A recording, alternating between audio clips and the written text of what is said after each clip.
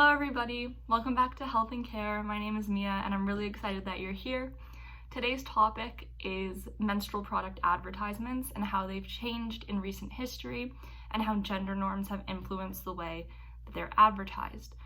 Before I get into the topic, I want to just mention two quick things. The first is this channel is not only going to be talking about periods. It just so happens that the first two videos are about that, but don't worry, there are plenty of topics to cover. The second thing I wanted to mention is one of, I guess, my viewers, my friend Sadiq is from Bangladesh, reached out to me after watching my first video about the menstrual taboo over history to share his family practices. And he explained to me that when females are menstruating in their family and in their community, they call it mashik, which means month. And during that time, the women are encouraged to rest, not to work, and to take a break until their periods are over. So that's just a different perspective. Please feel free to share different perspectives about menstruation. Okay, so let's get into the video. The reason I wanted to do this is because in researching my previous video about the history of the menstrual taboo, I read this quote from the book Flow by Elissa, Stein, and Susan Kim. And in it they explain how in modern history, the first time you ever really hear about menstruation is in an advertisement. That had me really interested in advertising because I could relate to that. The first time I ever really heard about what a period was from an advertisement. And because the number one goal of advertisements is to sell a product, I wanted to explore how that intersects with the menstrual taboo and gender norms. So I found this journal article called The Evolving Landscape of Menstrual Product Advertisements in the United States, 2008 to 2018, by Danting Liu, Margaret Schmitt, Azure Nowara, Cathryn Magno, Rebecca Ortiz, and Marni Sommer. And in it, they sort of looked at ads from 2008 and 2018, and their method was to ask just a wide range of people what they first noticed about the advertisements, and from that they were able to collect a bunch of data. So they found three key themes in advertisements over time. 1, the emphasis on shame and femininity. 2, the presence and role of men in the menstrual process. And 3, racial, gender, and body type inclusivity. What I want to do is look through 3 advertisements and sort of assess how they fit into each of these criteria and see how these themes that the authors elucidated from their research, how these themes have changed over time. I wanted to create a framework that would help me analyze different advertisements from different points in time. And to do this, I, of course, did some more research. So I found this really great article called Crimson Waves, Narratives About Menstruation, Water, and Cleanliness by Camila, Mork, Rostvik. I'll link everything down below, of course. So I developed 3 questions to help us discuss these advertisements. So the first is, what is the advertisement trying to sell you? The second is, how is menstruation portrayed in the advertisement?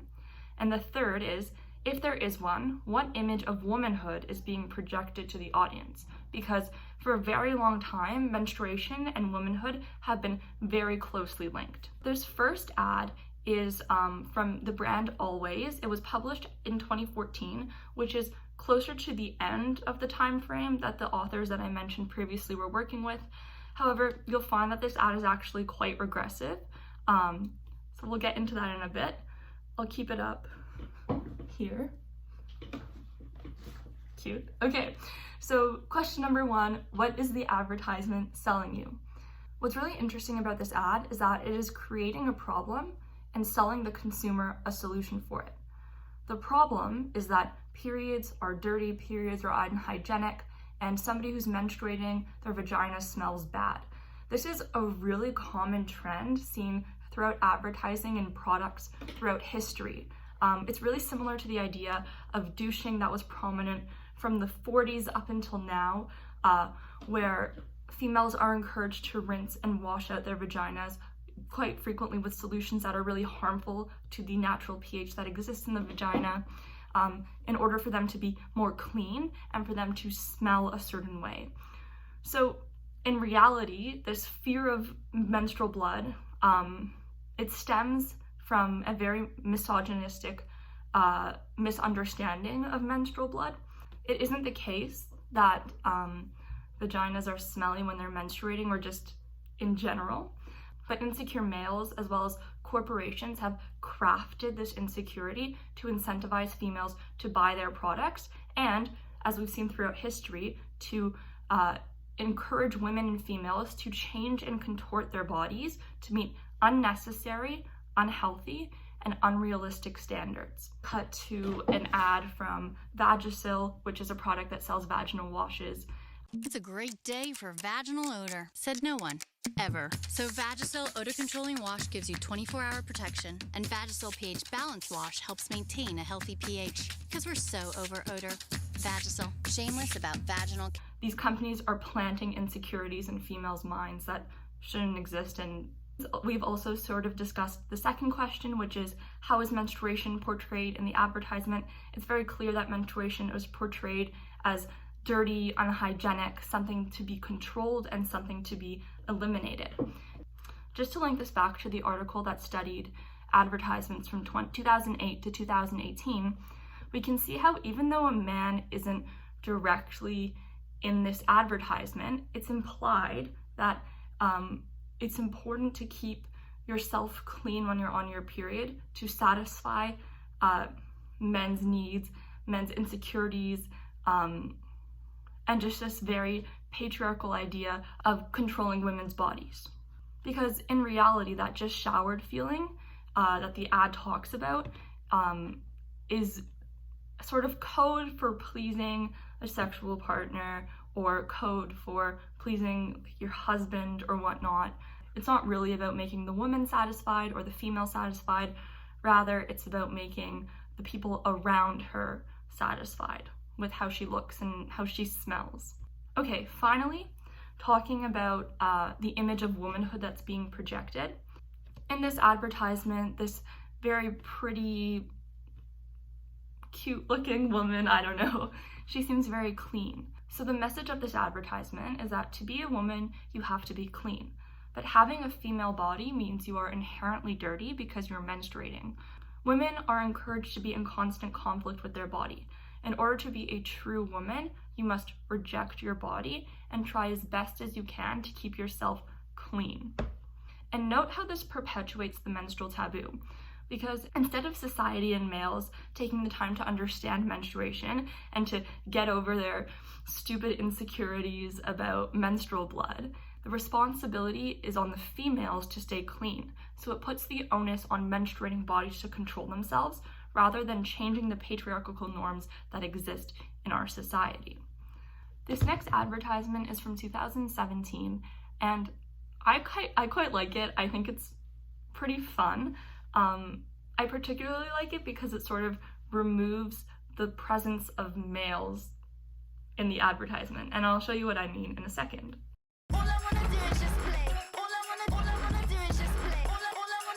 Introducing Playtex Sport. Discreetly pocket-sized, 30% smaller, but same comfort and protection. Playtex Sport Compact. Play on.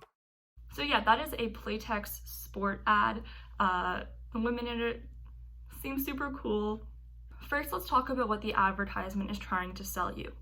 We can see a sort of similar pattern where this advertisement is trying to create a problem and sell you the solution. In this case, it's trying to sell you freedom from your period. So we can focus more on the second question here. How is menstruation portrayed in the advertisement? Two things. First, as an inconvenience, and second, something to hide. And to be completely honest, like, periods suck. They're painful, they're difficult to manage.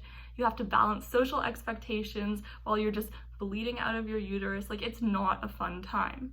So having a tampon that you won't notice that you're using because it's so small, that's a good thing. And being able to participate in sports and whatnot, that's a good thing. And that's why I like this advertisement. But note that this advertisement isn't completely truthful because, I don't know, maybe some females can do this, but I cannot play sports when I'm on my period. I just want to sit down and not participate in intense physical activity. Many people have made this comment before, but these sort of sporty menstrual product ads aren't super realistic.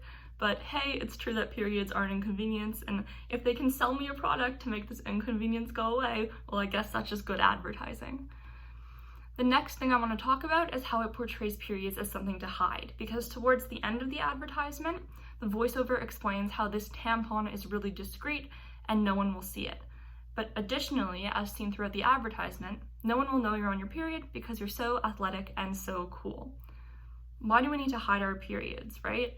This just links back into the whole idea of shame that I talked about in my previous video. This is a common theme throughout all of these advertisements.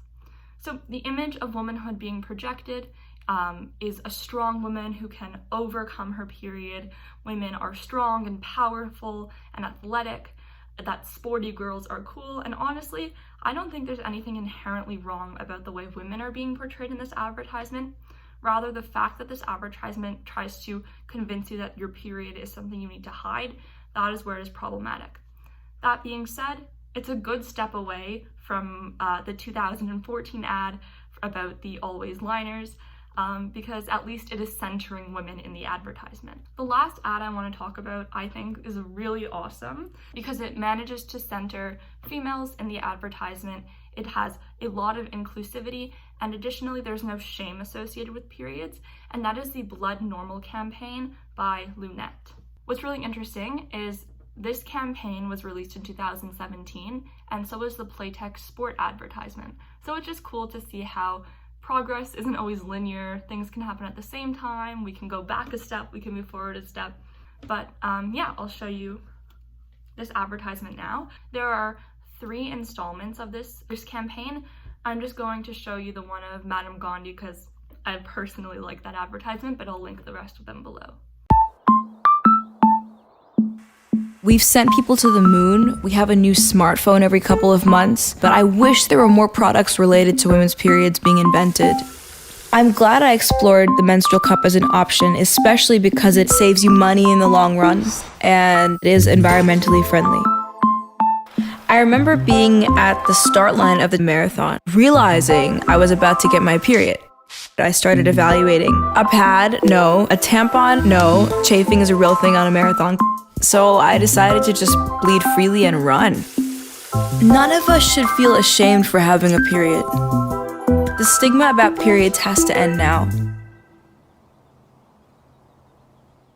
First, let's dive into the questions, of course. What is the advertisement trying to sell you? Just being a cool person, I don't know. I personally didn't find that they're creating any problems. Rather, they're just reflecting the reality that menstruating people face, having to hide their periods, having to deal with them when they're going on runs, having to wash menstrual blood from underwear, which is such a pain. It just feels like an honest advertisement. Next, how is menstruation portrayed in the advertisement? It's not disgusting. As I've mentioned before, Madame Gandhi is seen washing red liquid off of her underpants. That's just the reality that so many of us face. It's a small inconvenience, but she's also talking about how it's okay to free bleed, how she had an experience with free bleeding. Menstruation isn't something to fear, and it's not disgusting, it's not something to clean up. Rather, you can just manage your menstruation so you don't have to free bleed, which some people don't want to, using this menstrual cup. Additionally, periods are seen as kind of cool, aesthetic. The name of this advertisement is Periods Are Cool, period, which is like, you know, we get it. It's proving the point pretty well. But that leads me into the third question, which is, if there is one, what image of womanhood is being projected to the audience? And that is that hyperfemininity is cool. And obviously I have nothing against hyperfemininity, but the advertisement is full of flowers and pink and glitter, which is really cool. It's just that all 3 advertisements in this series have the same aesthetic and have the same theme, which can be a bit harmful because we have to remember not everybody who menstruates is a woman and not everybody who menstruates is feminine. So while yes, it's really great that this campaign includes a diverse group of women, it's still quite attached to the idea that in order to normalize periods, we have to associate them with girl power, with womanhood being such an incredible and strong thing. I don't have any studies or papers about this. I just want to ramble about my own personal findings, which is that I remember when I was in grade 7, my guidance counselor was reading us a book about how we become women and we blossom and we bloom once we get our periods. And at the time, like, I didn't think anything of it, but it's very, very feminine.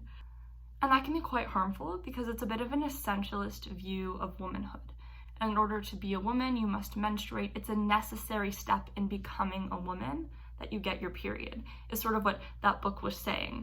And essentialism is not great for a number of reasons. It's really harmful for women because it assumes that everybody with the same body will perform femininity in a certain way. So that can be really harmful for transgender men or non-binary people. But additionally, many transgender women do not menstruate. That doesn't mean they are not a woman. That doesn't mean they skipped a step in accessing womanhood. They are still as much a woman as someone who menstruates. Linking the processes of the body to gender can be really harmful. You can even note that there's this degree of the essence of womanhood in the playtex sport advertisement, which is that when the women are doing their sports, there are stripes of pink on the women signifying that they are using the product. Of course, pink is usually a feminine color. Again, nothing wrong with femininity. I'm feminine, yay. But it's just reinforcing this idea that we should take power from our periods because we're women and women are strong and we're girls and girl power, that type of thing. That's not to say that the Blood Normal campaign was a failure. I think that it did a really great job of portraying the reality of menstruation. And beyond that, it's a fun and cool ad, and the women participating in it are really awesome. My hopes for period product advertising is hopefully as time goes on, they will be less centered around womanhood and girl power and so on. Hopefully one day we will be able to talk about periods the same way we talk about peeing, which is that it's normal, it's nothing to be afraid of, it's not linked to any social construct, norm, or expectation. Rather, it is just a process that we do, and that's all. Thank you so much for watching this video. I hope you enjoyed it. Going forward, I'm going to be introducing some other people into this channel that we can chat with and get a bunch of different perspectives, so stay tuned for that. And that's all. Bye.